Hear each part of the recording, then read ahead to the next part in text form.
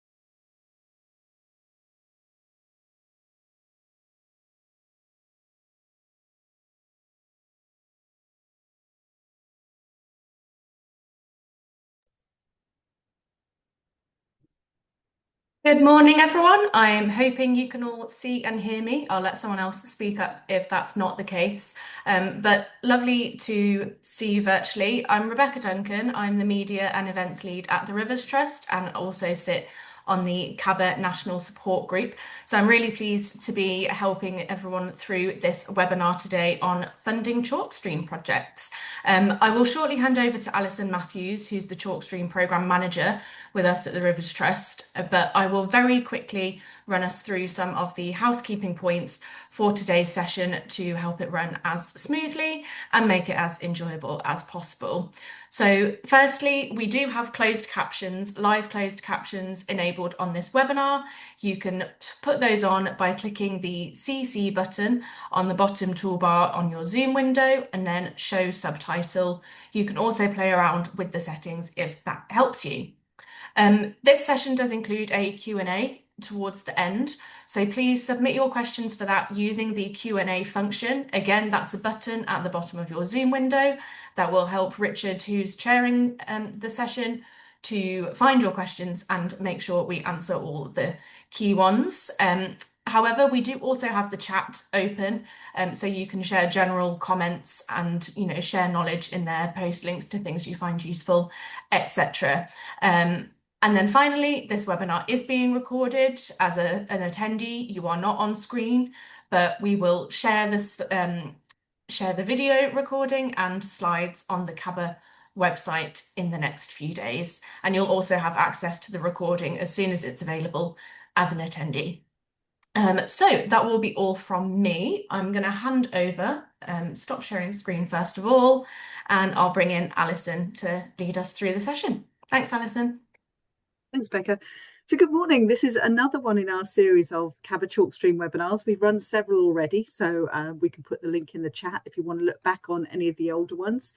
So this particular one, there's been a bit of a drive and a request for us to focus on funding. And that brings me to the fact, if there's any particular topics that you want us to look at in the future of these webinars, please do put them in the chat.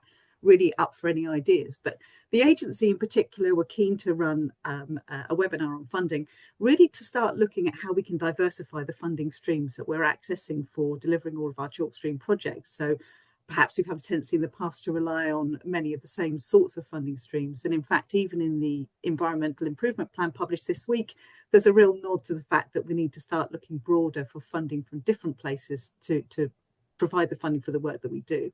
So for this webinar, we've teamed up largely with the Environment Agency, but also with Hannah from Water Resources East to give you some ideas about funding sources that are available, and particularly to start looking at some of the different sorts of approaches that are being used and maybe give you a bit of inspiration of things that you might want to try for your chalk streams. So do please drop some things in the chat if you've got particular funding streams that you think work really well. Anything from just getting funding from citizen science, from parish councils, all the way up to a massive heritage lottery fund bid. Just be really good to hear what sort of funding you're attracting for your projects. And as we move through the presentations, we'll come to the Q&A as an opportunity to ask questions for our panelists. So, Sam, I'm not sure whether you can share your slide deck because it's got the running order on it. I was just going to go through and just explain. We're starting off with the agency team of Richard and Sam, who are going to do a bit of an introduction for us. Then we're going to move on to Keith from the agency talking about green finance, an example he's been involved in. And then we have Hannah from Water Resources East, who's going to be telling us about a really exciting initiative in Norfolk. And then we're going to finish off with James Wimbolt talking about Projects for Nature, which is another different type of way of funding projects involving businesses coming in and funding things. So we've got a pretty diverse lineup. Really looking forward to hearing them speak. And don't forget to keep putting stuff in the chat and the Q&A so that we can come to those at the end of the presentations. So I'll hand over to, I think Richard's going to start us off with a bit of an introduction to the work he's involved in. So Richard, thank you. Thanks, Alison. I presume everyone can hear me. You can move on to the next slide, please. So I'm Richard Handley. I'm a nature recovery manager at the Environment Agency and also chalk stream manager, a title I'm very proud of. I've been working with the Chalk Stream Restoration Group and Alison and various people for the last few years on that. What's up on the screen at the moment, some of you will recognise, I hope. It's the vision from the Chalk Stream Restoration Strategy. I love this vision. It's one that I feel very committed to doing my part to deliver.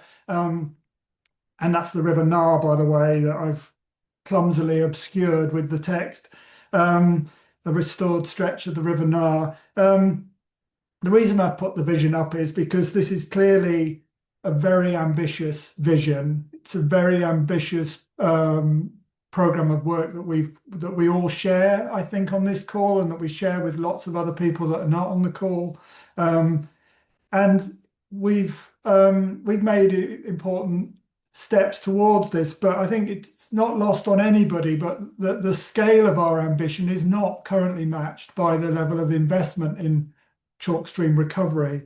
And that's the motivation for this call and for the work we're doing, is to try and leverage more investment in chalk stream recovery for the sake of chalk streams, but for the sake of the communities that live near them and by them and use them. So and that's because we know that there's been huge investment over the last few decades from the water industry.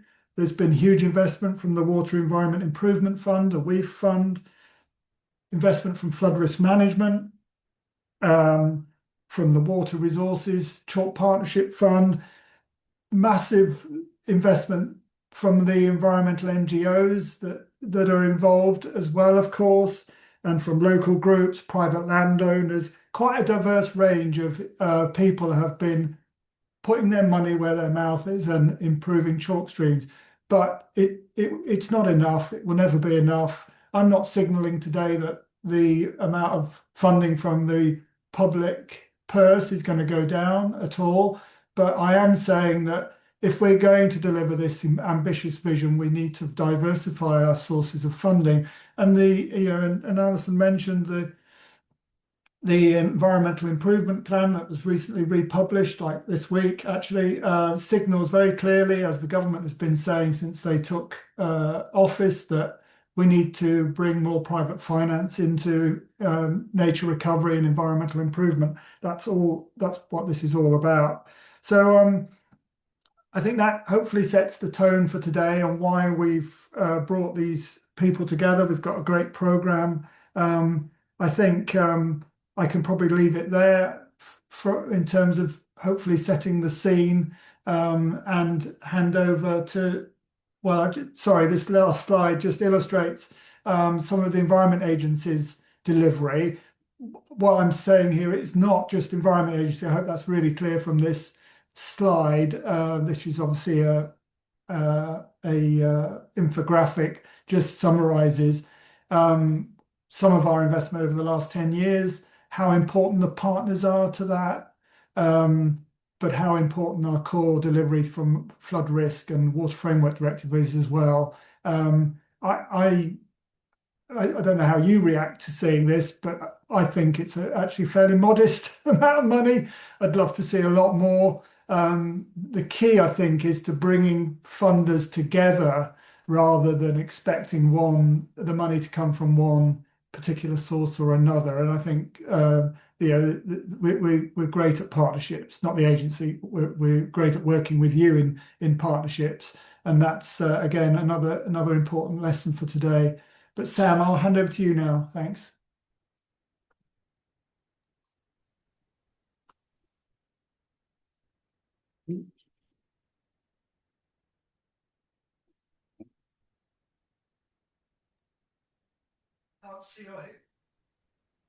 Good morning, all. Hi, Sam Todd from the Environment Agency. I work in our future funding department. I'm here with my colleague Keith Davey. I just wanted to bring to your attention the Chalk Funding Handbook on the screen on the left.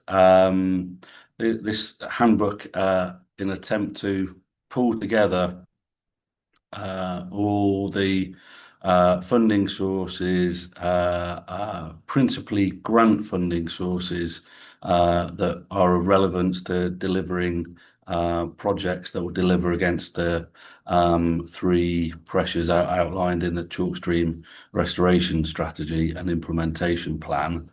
I think whilst the theme of this webinar is about diversifying funding, that means that there's still a role for public sector funding and grant funding to play in that space. And this is about how we use public sector money and grant funding to lever in other funds from external sources to diversify funding and blend it together into funding packages that deliver the outcomes that we want to see. So the Chalk Stream Funding Handbook is a guide for external partners to access. It provides signposts to funding sources that many of which will be familiar to you. I'm sure there's plenty of people on this call who've worked in projects and accessed some of these funds in the past. But hopefully this is a handy kind of one-stop shop kind of guide. And it's now published on the CABA website. Sam, I'm really sorry to interrupt. I'm not sure why this is happening, but it seems that some people can see the slides and others can't, which is a first for me. But I'm wondering if you could maybe stop sharing and restart to see if that tackles it. And for those that can't see them, I'm afraid if this doesn't work, I'm not sure what we'll be able to do live, but as I've said, we'll make sure the slides will be available after the event as well, and they should show up on the recording too. So yeah, so I can see those again. I really hope that works, but sorry to interrupt, and please carry on. Fingers crossed. So the Chalk Stream Funding Handbook is now live on the catchment-based approach website. I'm sure we'll put a link in the chat, but it'll be in the slides as well. I just wanted to highlight a few of the grant funds that certainly have been available in the past, and we hope will be available next financial year. So probably one familiar to people on this call, the Water Environment Improvement Fund, the WEIF fund. It is a pot of money that the environment program teams in the Environment Agency manage for delivery of projects that help to achieve Water Framework Directive outcomes. And there's an example of a project on the screen in the picture below where WEEF money has been used to match fund a National Lottery Heritage Fund bid, and that's delivered a fish pass on the River Lark at Turf Lock, where two weirs were replaced by the rock ramp that you can see in the picture that's allowed access for wild trout and eels and coarse fish to migrate upstream on that particular chalk stream. So that's a great example of using one grant funding source to lever in another. I think the project value for that weir was 1.2 million. So fantastic project there. The Environment Agency also has and hopes to have water resource chalk partnership fund money available. This is money from our water resources charging scheme allocated to addressing flow issues, specifically for addressing flow issues in chalk rivers. And so both of those funds are something that if you're interested in finding out more about them, you should talk to your local catchment coordinator, and that's somebody that you'll be able to access through the relevant catchment partnership for your area. The other one to mention was the reinvestment of water company fines. In the budget recently, the government has announced that there'll be a further 29 million pounds of investment of water company fines. Previously, that has been done through the Water Restoration Fund, where 11 million pounds was allocated to water quality or projects to improve our rivers, lakes, and seas, including water quality improvements. And some chalk stream projects were successful in getting the water resource water recovery fund money. So the Embrook restoration project, for example, one of the flagship projects.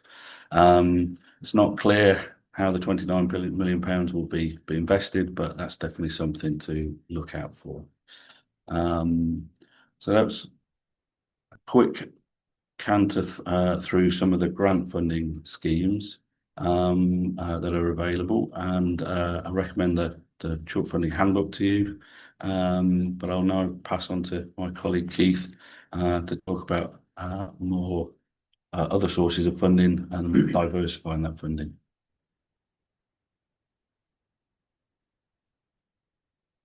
Thanks, Sam. Thanks for the introduction. Yeah, so I'm on the same team as Sam, and I'm going to talk to you about the high-level principle, what green finance is, and something else I've been heavily involved in, the Air Resilience Company. ARC, Air Resilience Company, it's not about chalk stream, but hopefully it'll illustrate some ideas and methods and approaches you can maybe think about recruiting the private sector.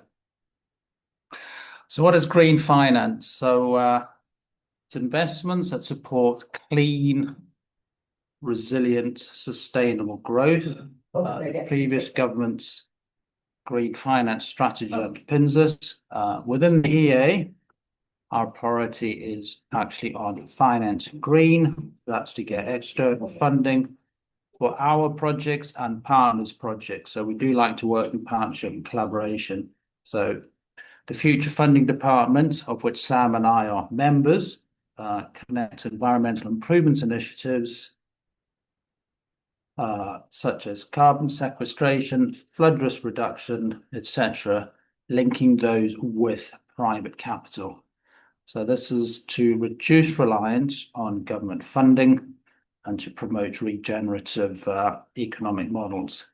Greening finance, this is the government's goal to integrate climate and environmental risks into financial decision-making. And we're seeking to strengthen markets for green products. Listed companies and asset owners must now disclose exposure to climate and nature-related risks. So Key terms you might find under this include things like green finance, nature markets, and blended funding. We focus on blending that funding, and then to access non-government sources through mechanisms such as sale of ecosystem services. Good example of that is the Woodland Carbon Code. Philanthropic giving and corporate, environmental, social governance contributions. So that is a fairly high level illustration of what's going on. But there is an imperative for this, and there is a big gap. The Green Finance Institute, the GFI, estimates that there's a 44 billion to 97 billion shortfall over the next 10 years for investment into nature. Recent GFI reports shows that, and this I find extremely sobering, that environmental degradation can actually slow the economy. You know, could get a 12% drop in GDP. That is greater than the economic hit of COVID-19. So it really, really does ram home the imperative for this. So moving from a high level, more abstract thing to the Air Resilience Company.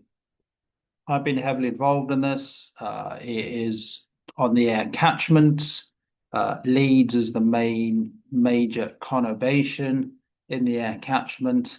It's a partnership between the Environment Agency, Leeds City Council, the Rivers Trust. We're working also with the Air Rivers Trust and Yorkshire Wildlife Trust. So what we've done is recruited businesses to pay into managing upstream natural flood management. The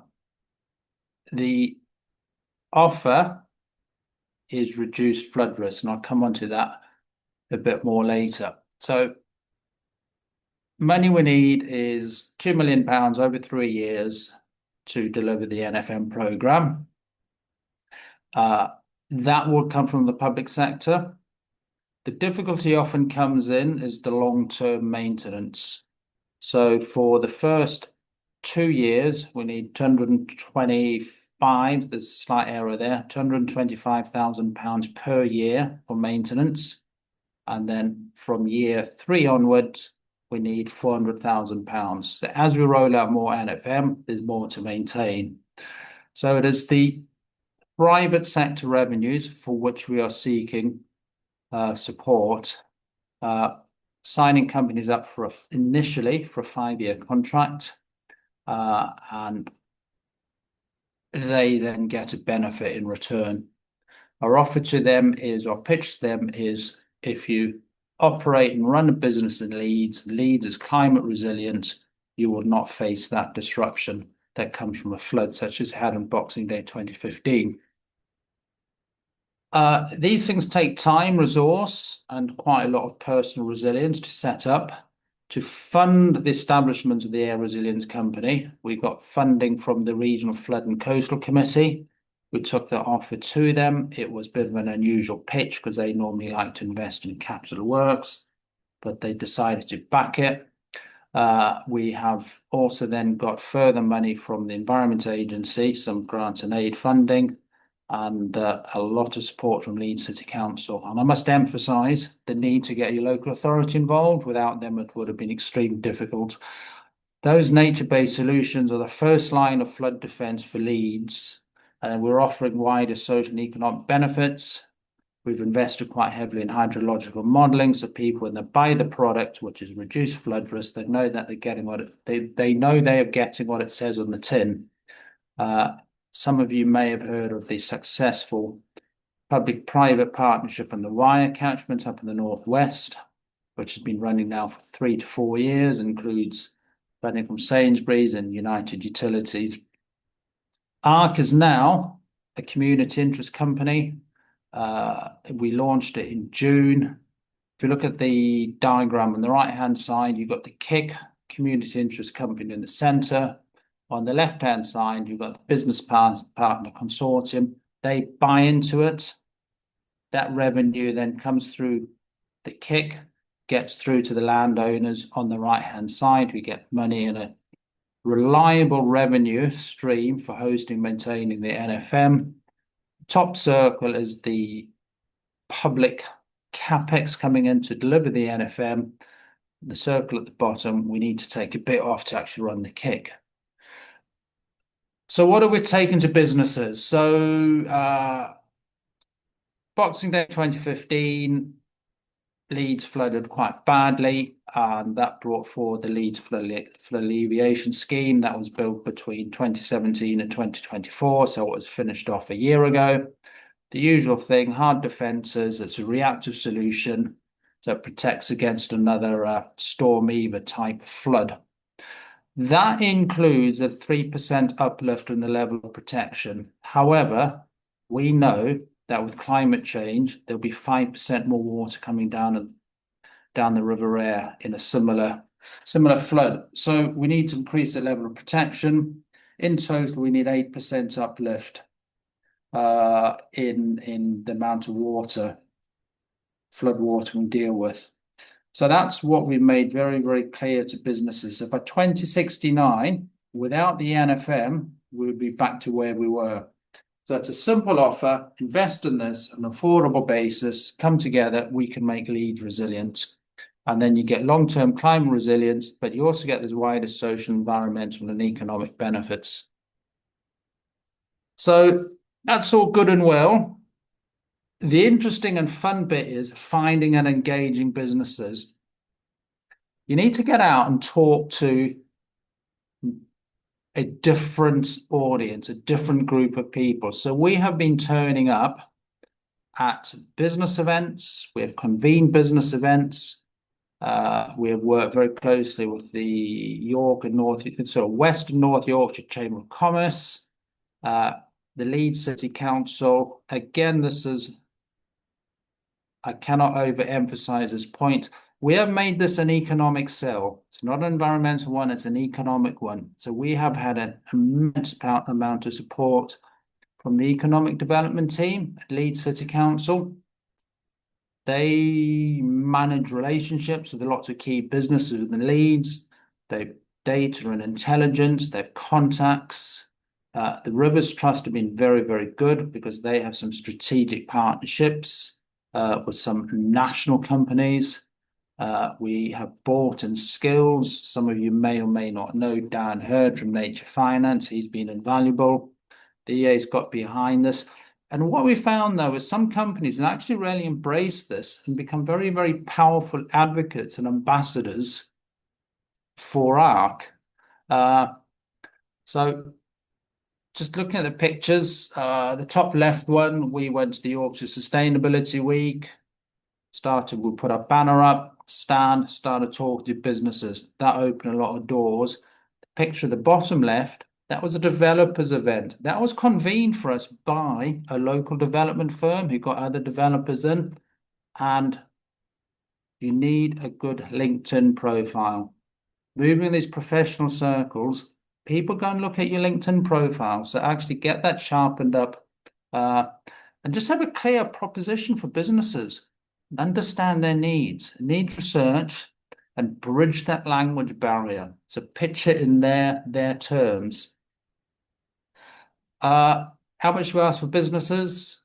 If you're small, medium, or large, based on turnover, number of employees, and balance sheet total, we either ask for 5, 10, or 15K.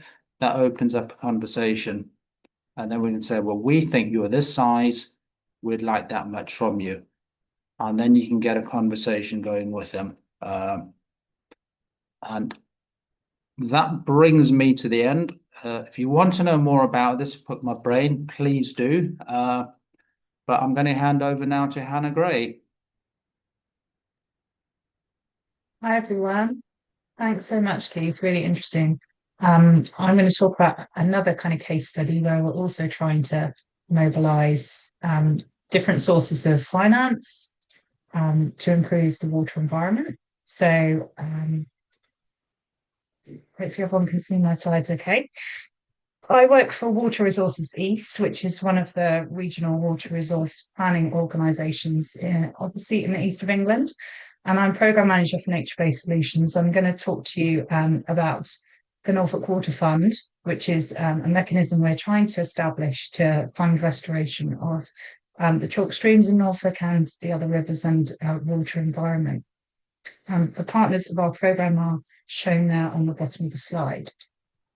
And what I'm going to do is give you a little bit of an introduction to our programme and why we're kind of setting out to do this, and then the approach that we've taken to set up the Norfolk Water Fund. Okay, so these four organisations got together a few years ago now. They wanted to understand how water challenges that Norfolk was facing could be tackled through nature-based solutions as opposed to traditional grey infrastructure projects. And the ambition was to scale up investment in nature-based solutions through establishing a Norfolk Water Fund. So for those of you that may not be that familiar with Norfolk, there's a lot of chalk streams in Norfolk, a lot of small ones around the coast feeding into the sea.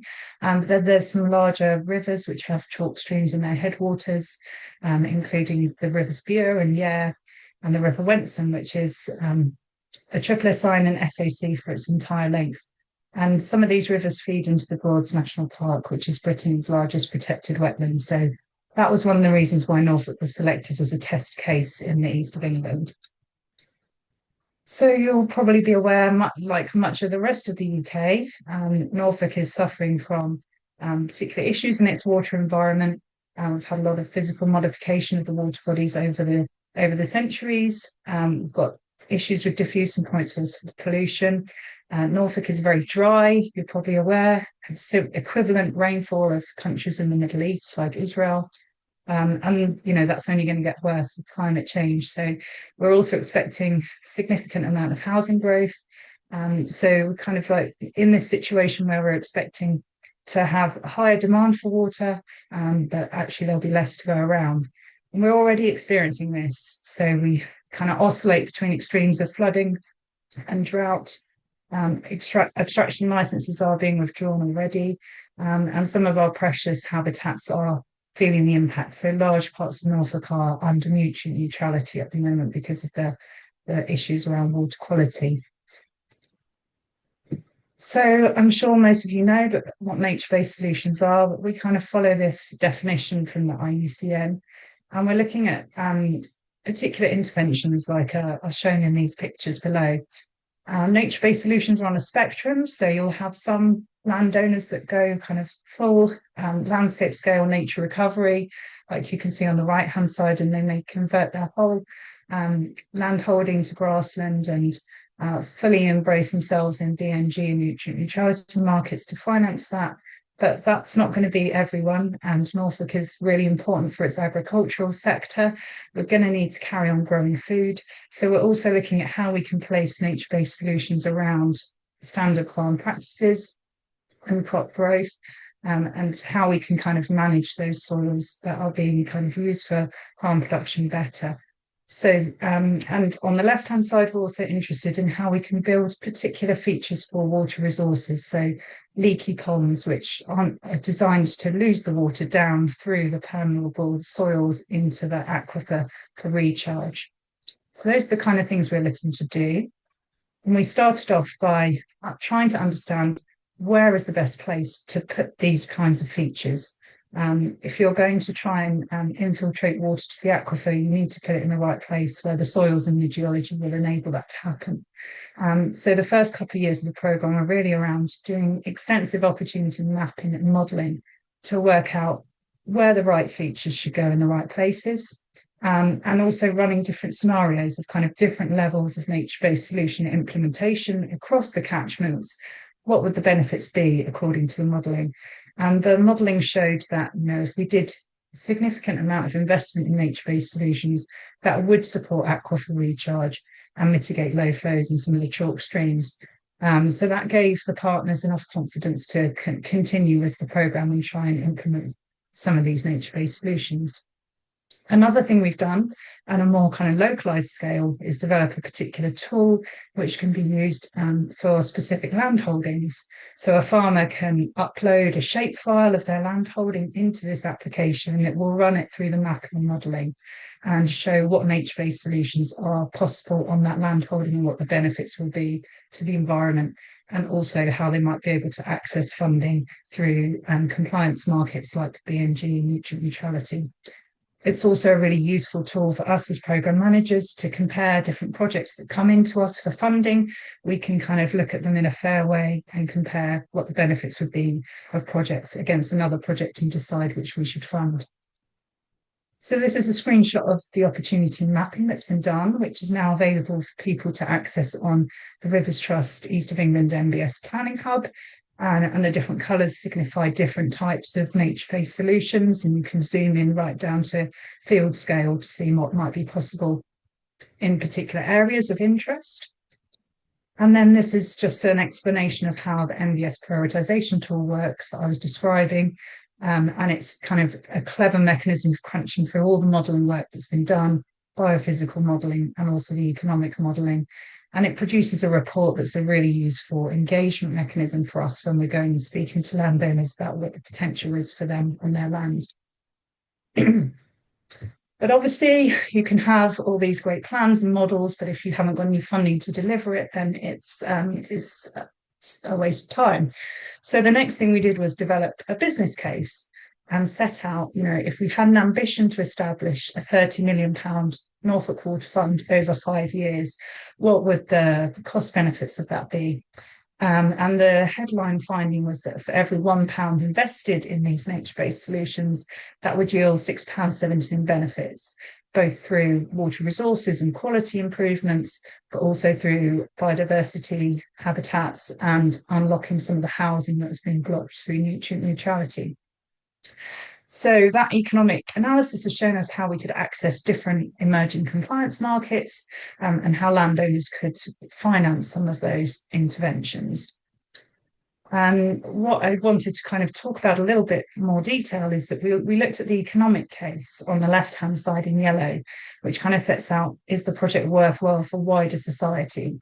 So what is the costs are, what's the landowner losing if it's putting some of its productive land into nature-based solutions? It's going to make a loss from not kind of selling the crops. So you have to factor that in.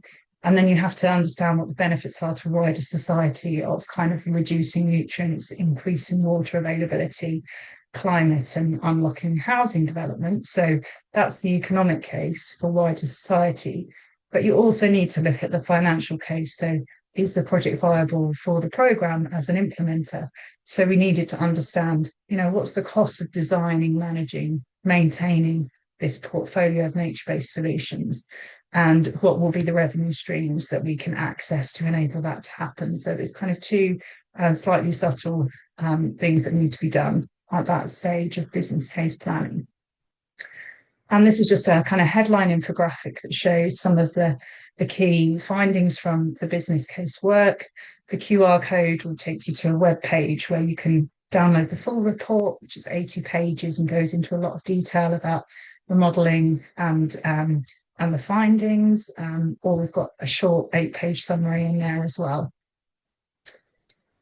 So moving now, the programme is now kind of moving into a delivery phase, and we want to pilot some projects, nature-based solutions for water resource projects across Norfolk with partners. So Water Resources East, we're a small organisation, 10 members of staff, so we're not going to be able to do this by ourselves.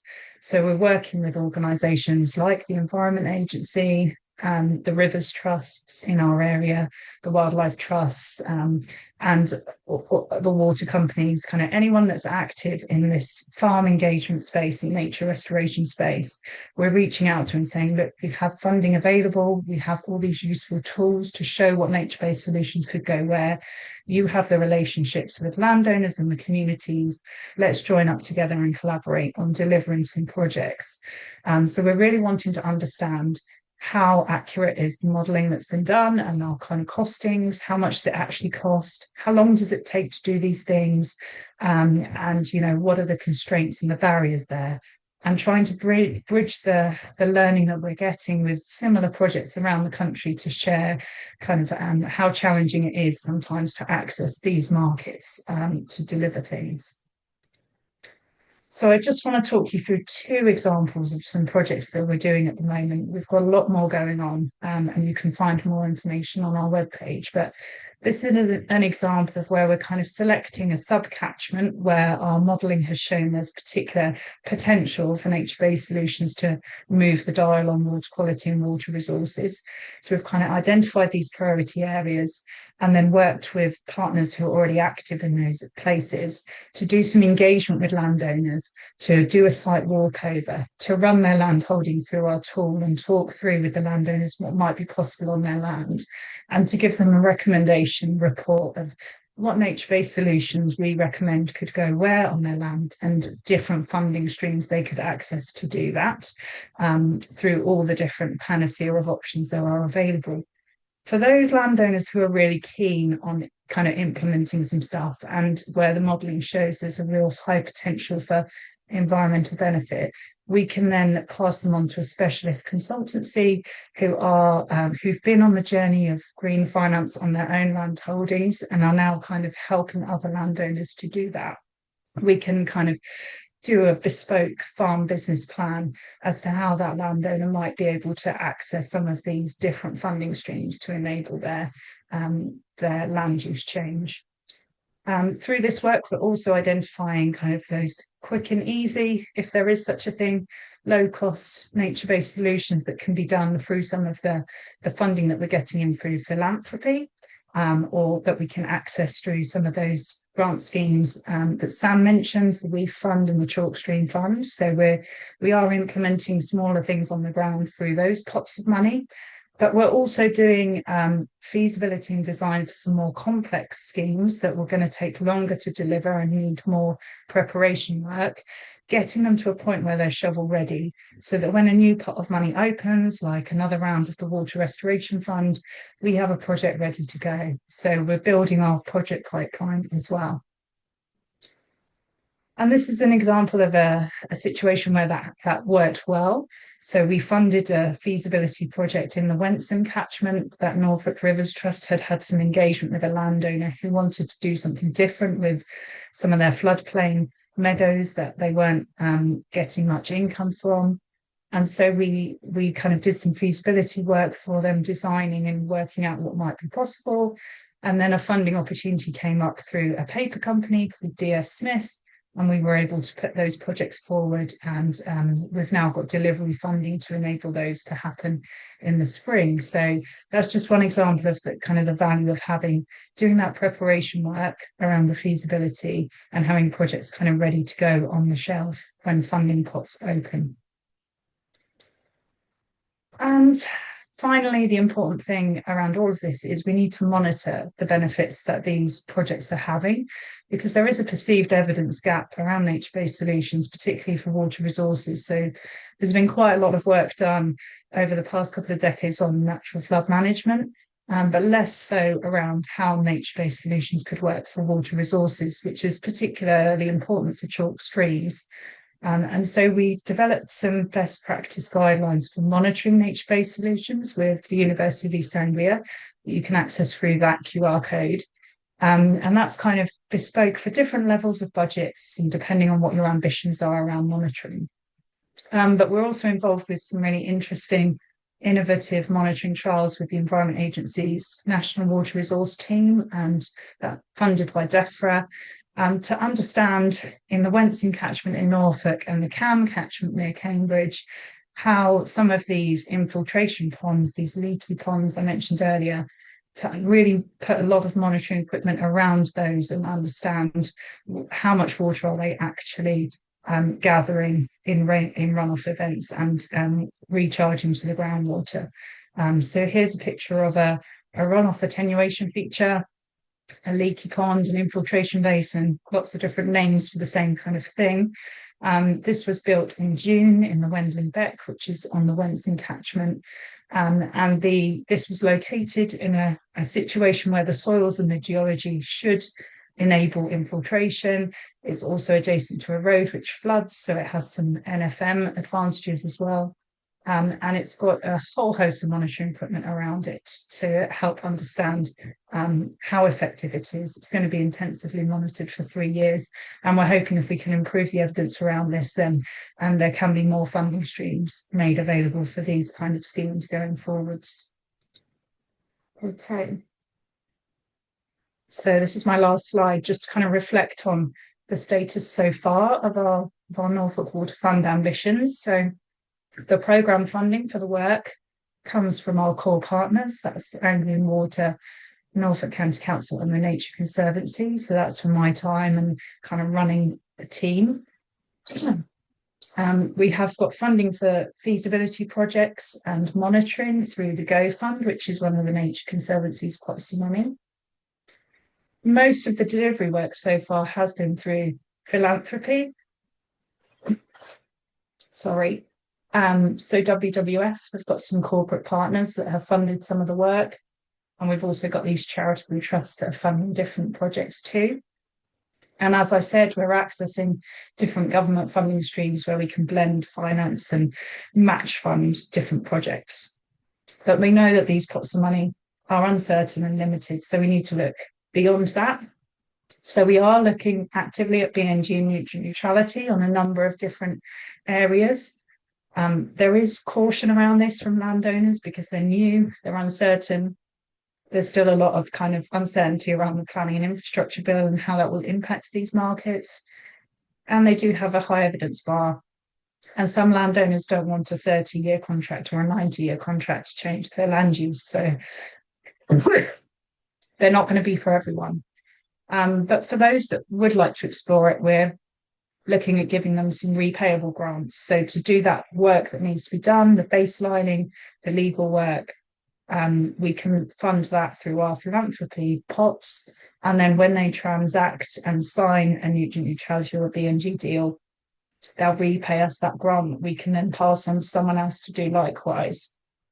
And also, very importantly, Anglian Water have got an advanced WINEP programme in Norfolk and nearby catchments for this current business planning period, which is an £11 million grant scheme that needs to be matched pound for pound. So that will be £22 million of investment in nature-based solutions in the area. And that's specifically for low flow and water quality benefits. So we're working very closely with that team, that our feasibility projects that we're bringing through can be teed up ready for delivery funding through the advanced WINEP. And that's really an opportunity for Anglian Water to show that nature-based solutions can move the dial on water quality and water resource issues. And if they can kind of prove that case through this business planning period, then they will be able to receive extensive funding in the next business planning period. And just finally, we're also exploring other potential opportunities around things like supply chain. So where you've got food or drink production going on in Norfolk, then the people that are buying those products may want to invest into making the water environment more resilient so that their supply chain is more resilient. So there's a scheme called Landscape Enterprise Networks where different food and drinks companies pay landowners to manage their land sensitively. So we're looking at aligning with them. RAP is a charity that's also got a water scheme along a similar vein. And then insurance companies are also starting to knock on our door and say, we'd like to explore funding nature-based solutions to make us more resilient to water and flood challenges. So I think I'll leave it there. I've come to the end of my time. But if you want to find out more, that's a QR code to our webpage, and you can always email me. Thanks very much. I'm now going to pass on to James.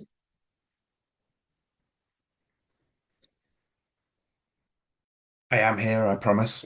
Hi everyone. I'm James Winbolt from the Environment Agencies from Future Funding. So I'm in the same team as Sam and Keith.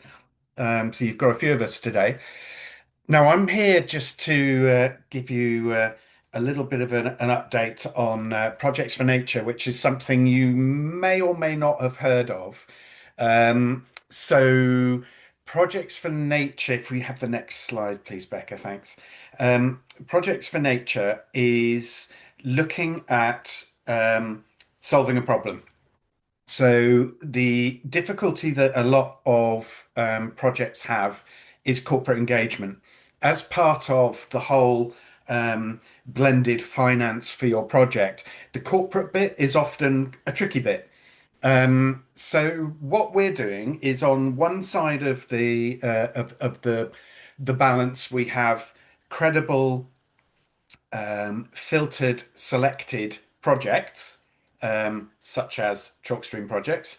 On the other side, we have credible, filtered, and selected businesses. What we do is bring the two together and hope that we get it's sort of like some sort of weird dating site. We hope that we can bring them both together and actually get money out of corporates into nature. So we were launched at COP28 by the then Secretary of State. We've run a 15-month pilot. We've come to the end of the pilot. We've done a lessons learned and what happened type report. And now we've been asked by Minister Cray to continue and to scale up. So we're doing something right. Can I have the next slide, please? Now, this next slide is the key one, really. What we've done is we're a group of people that came together in order to do this. The magic happens when we sit down with a business and we really, really, really explore through our concierge service. We really explore what they want to get out of doing this. We go in at a very high level, so that budgetary excuses evaporate instantly. If you go in at CEO level, then there is no come back with saying, sorry, we don't have a budget for that sort of thing. If the CEO's interest, a budget will emerge, and that's been a good lesson. But we're headed by the Council for Sustainable Business. Now, if you haven't heard of them before, they're a group of business leaders who talk to ministers every 6 weeks or so about how business will contribute to the Environment Improvement Plan. And so we're headed by that. We've then brought together DEFRA, Environment Agency, Natural England. We source the projects that we're going to be putting on the platform, and we all engage with the businesses. We've then brought the NGOs on board, obviously, and then we have a company following a competitive tender. Space Hive is a company that is come along to produce a new platform. So we're going to have Projects for Nature version 2 launching early in the new year. We then, because it's a crowdfunding platform, we can then get the public involved, get communities involved, so that they actually can champion the efforts that are being made by everybody else. And then we have the businesses. Now, our very first foundation business was Lloyds Banking Group, who funded 3 different projects. They've actually come back for more and have invested again in the same 3 projects for another year. One lesson is that all the companies we talk to, it's not really ESG. It's there are very sound business reasons for investing in nature. Scottish and Southern, they've really understood that nature matters, and they've had to bring Ofgem with them in order to invest in nature. They've invested in numerous projects and are really putting the money in. GSK, GlaxoSmithKline, they're part of the Science Based Targets network, and they needed to find something specifically geographically, so on their doorstep. So they invested in the Hertfordshire Living River project, of which I'm sure you're aware. They put 200,000 into that because it is literally right on their doorstep. And that ticked a box for them in their SBTN targets. And then people like Bupa, who are interested in health and wellness, particularly in urban areas, is very much their thing. So what you see from this wheel is the bit that we've achieved is that absolutely everybody all pointing in the same direction, and that's hard to do. But it's the most important part of what we've done. Hannah, can we have the next slide, please? So we for the pilot phase, we brought on 34 projects. We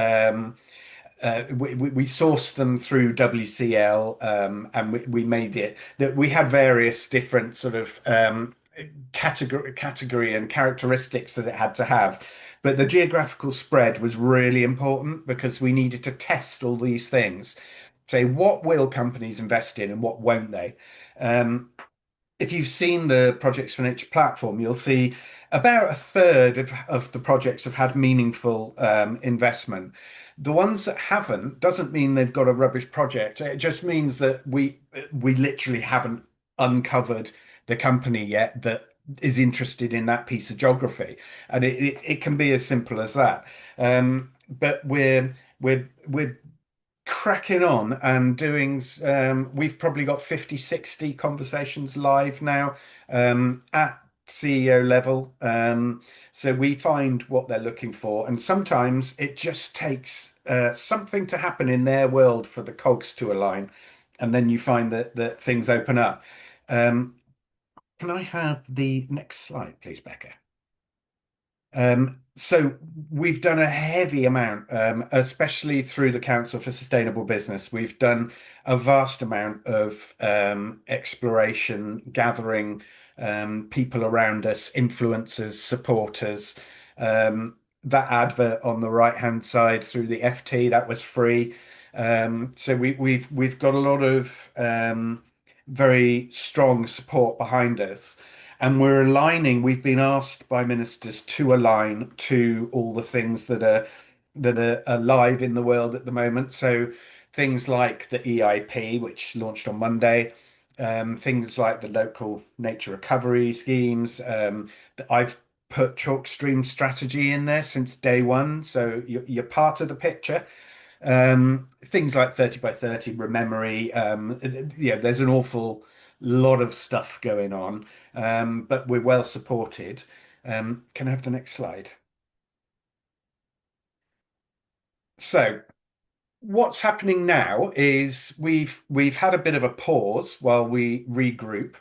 The new platform, as I mentioned, is coming. There's going to be a bit of a gap between the old and new, but there's nothing we can do about that.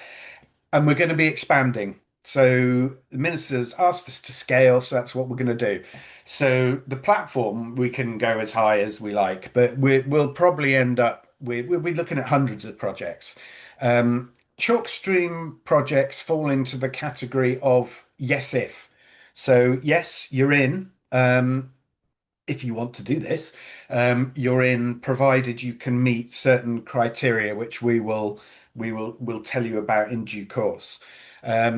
So everything that we do and every penny that we take goes directly through local strategies, national strategies to the EIP. So we have to draw a straight line between all of those. Size of the project doesn't really matter. We want diversity.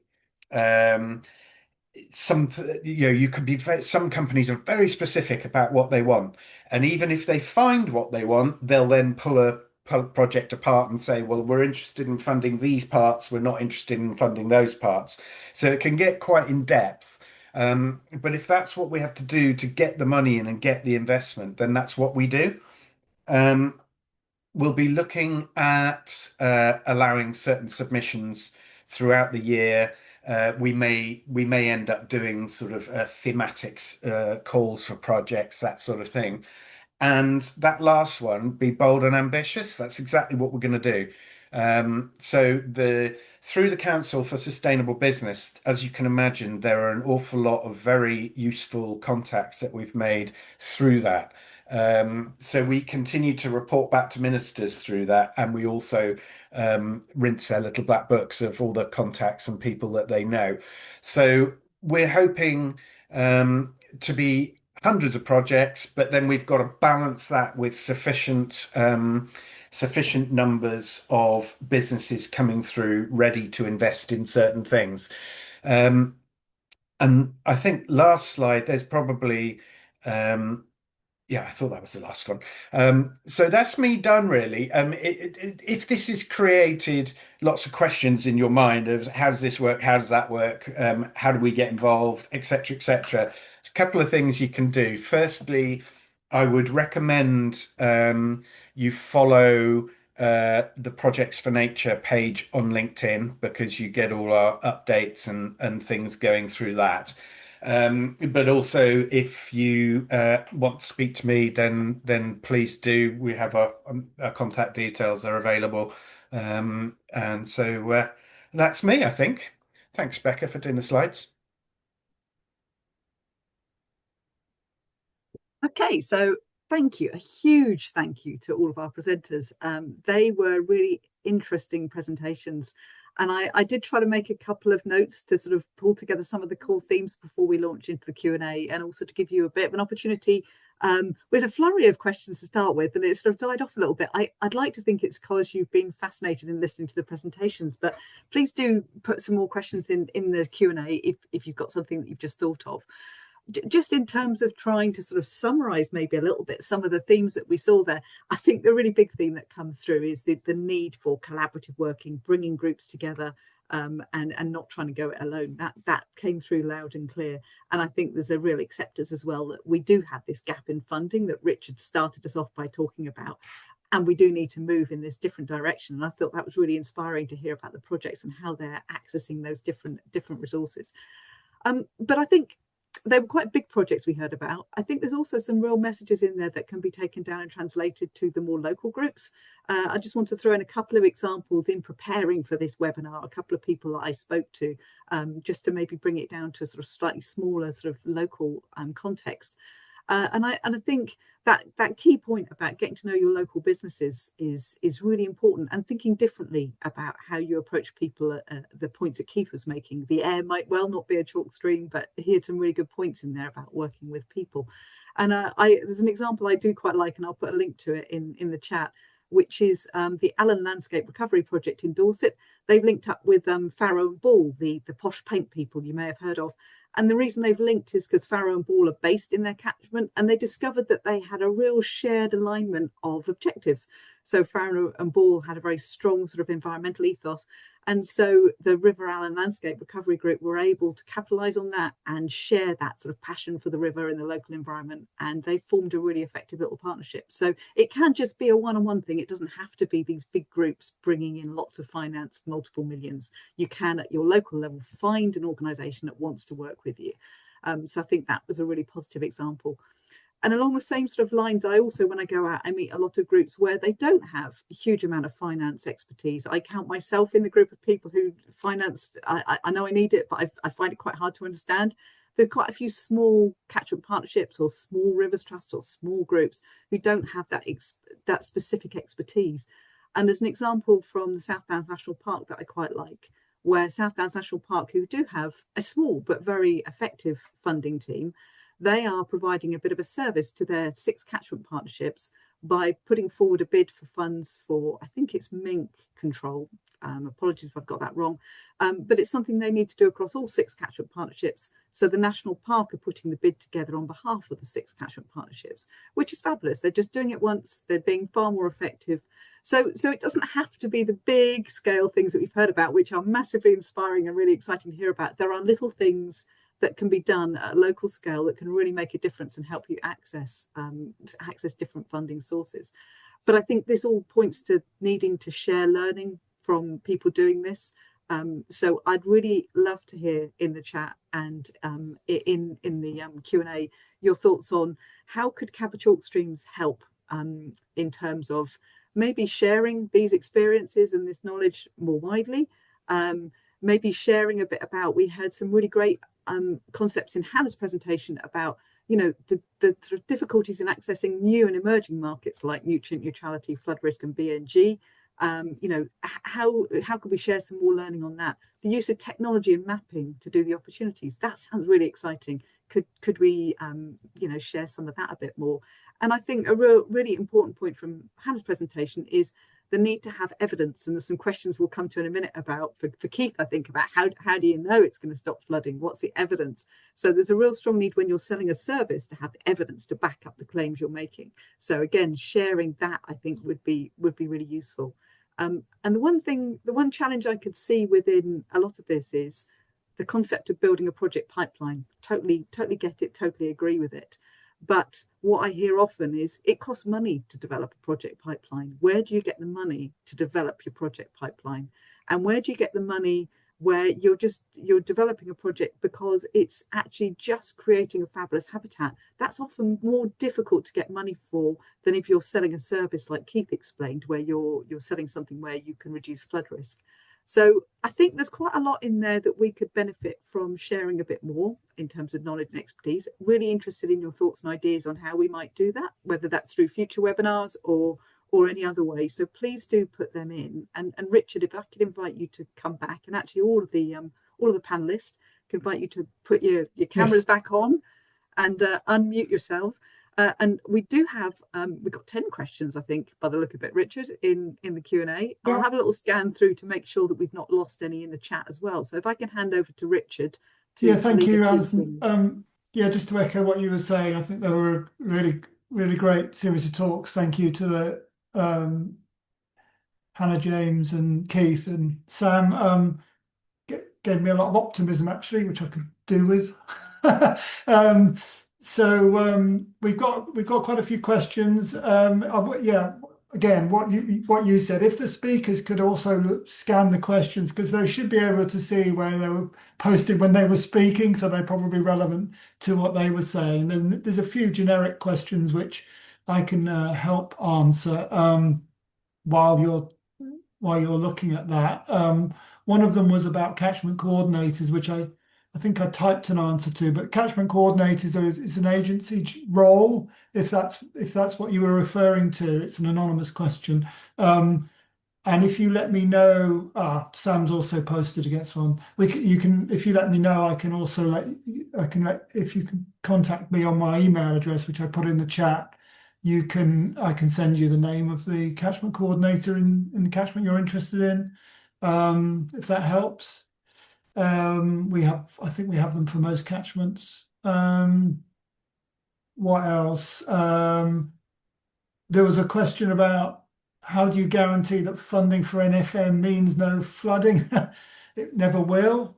NFM is very much focused on improving flood resilience. So I think the expectation that NFM will stop flooding is not a realistic one, Ruth. I don't know if that's what you were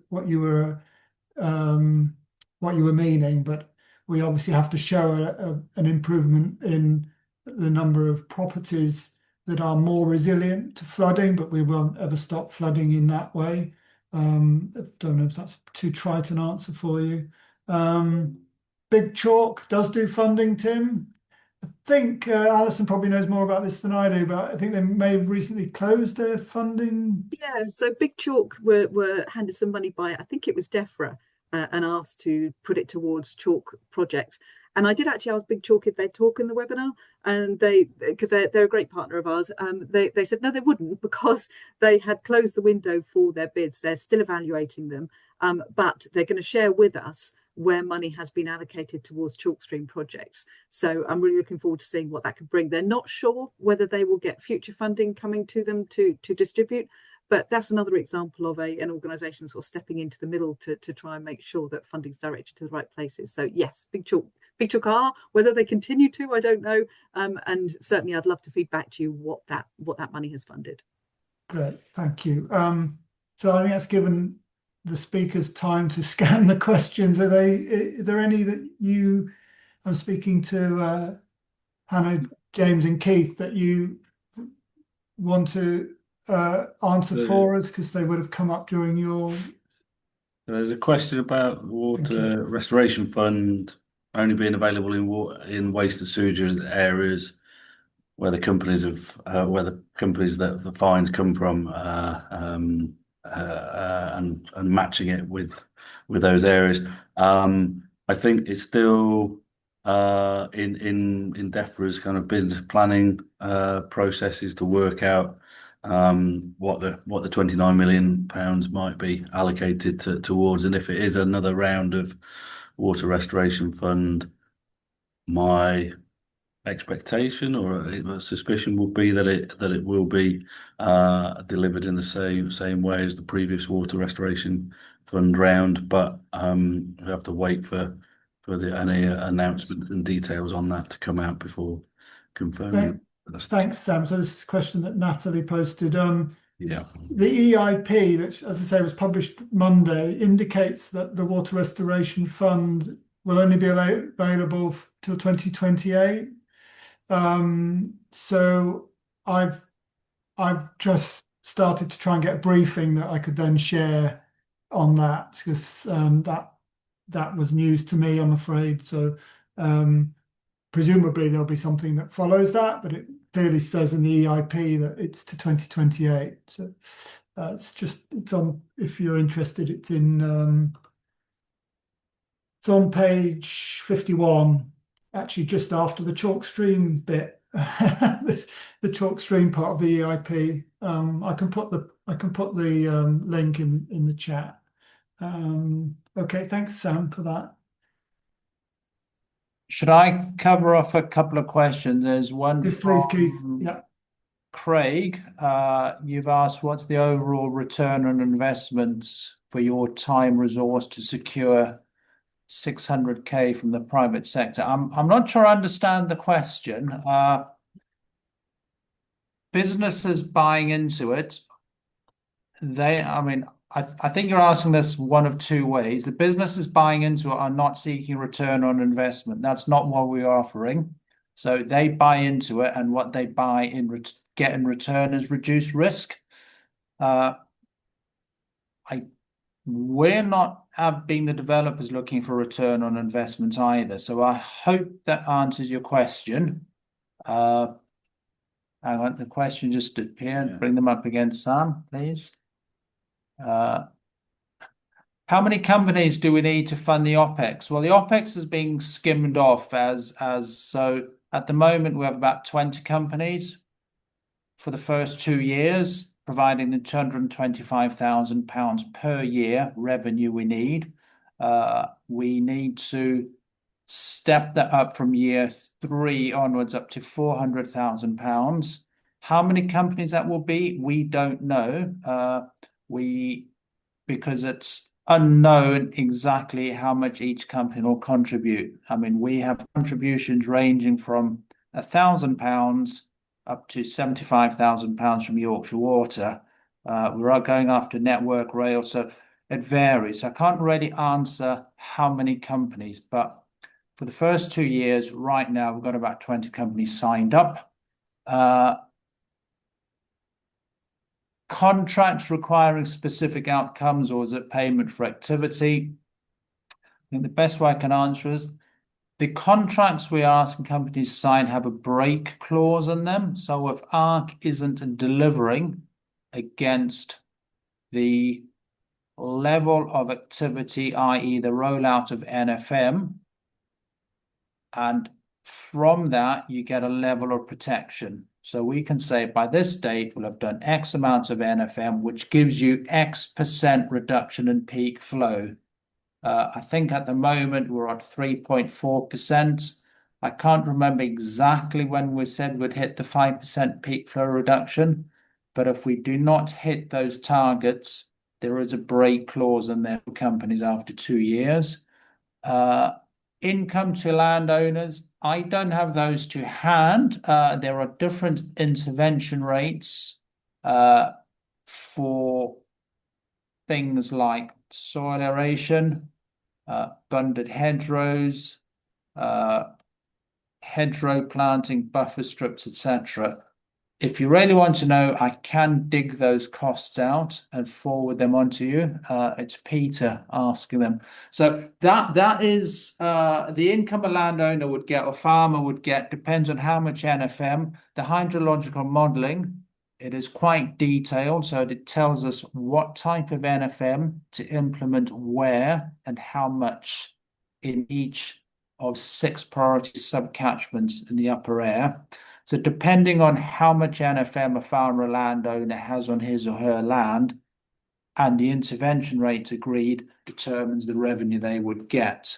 I don't know exactly, or I don't think we yet know which farms will have how much NFM, but what I can do though is provide the intervention rates and the prices we've agreed. So do get in touch. Sam, somebody's email will be in the chat somewhere who will know my email. Great. Thanks. Yeah. Thanks, Keith, for answering those questions. We're actually running short of time in a way, so I'll keep this going if that's okay. We had a question. Where are we? Sorry, I've done the big chalk one. Peter. Sorry to Hannah. Sorry, the Q&A's gone a bit weird on my computer.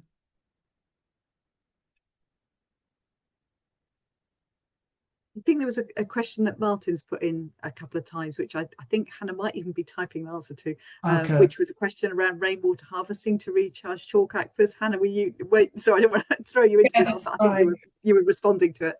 Yeah, I mean, so the kinds of nature-based solutions we're looking at are ones where we're kind of intercepting runoff. So in that respect, it's rainwater that's hitting the ground in heavy rainfall events, running over the fields, and then we'll capture it before it gets into the river and encourage it to infiltrate down. Sometimes people refer to rainwater harvesting as, collecting rainwater off of roof spaces and putting it into water pots. So that wouldn't really be a nature-based solution. So we're looking at things we can do in the landscape that are intercepting runoff, slowing the flow and encouraging infiltration. So that's what we've been modelling. There are examples elsewhere where people have captured rainwater and tried to then direct it into the aquifer through managed aquifer recharge, particularly in other kind of countries which are very dry. So there is evidence out there in the kind of scientific literature, but it's not something we've done specifically in the Norfolk programme. Thanks, Hannah. I think what it was questions were getting moved into answered, and it was just throwing me out. But that's great. And the top one at the moment, Maria Spink asked about monitoring, and Craig suggested the local Rivers Trust, Wildlife Trust, which is a good one. We can also check to see what Environment Agency monitoring there is, but I'd also encourage you to look at things like Riverfly and citizen science initiatives to help you monitor your own local river. If that's, we can put a link in for Riverfly, which is a really well established citizen science program. Right. I think there's another one down there for James, which was Peter's a good questioner. There's lots coming in from Peter. And he's asked James, what does run by landowners mean in the context of, I think it was the newspaper article that you put up? Yeah, I'd literally just answered that one. Oh, sorry. That one's gone. God, you're all very efficient. Do you want to just say quickly what you said? Yeah, it's text in an advert that so it's talking about projects being run by landowners. The intent there was to show that landowners are involved in a part of the solution. It's not being done to them. And so whilst lots of landowners are involved, we know that actually it's the ENGOs who are running the projects. But we were open to projects that weren't run by NGOs, and so it could have been someone else So it was just about keeping our options open and maximizing the learning that we could from the pilot phase of Projects for Nature. Great, thank you. There's one that's Just one snuck thing into the. Sorry, Richard. There's one that snuck into the chat. I think we've almost answered them all. There's one that snuck into the chat, which is directed at you, Richard. Yes, Which is, I'm on that. Yeah. Yep, you're on that. Yeah, I've So, just phoned a friend on that one, and I'll get back to you. It's Richard, isn't it, who's posted it? Andrew's prompting us as well that we haven't covered his question, which I think is probably one for Keith, which is about the air case study. Yeah, I don't know whether Keith you can. Yeah, Keith and I both have a go at Andrew's question. Andrew's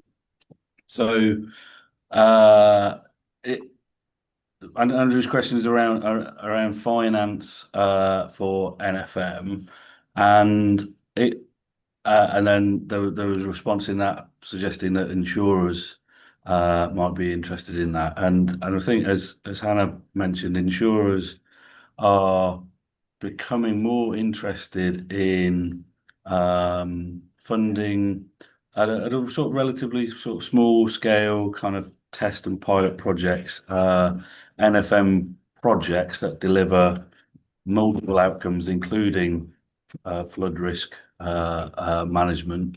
So Royal Sun Alliance have funded a scheme working with the National Trust down on the South Downs as part of helping to inform the evidence base of the efficacy of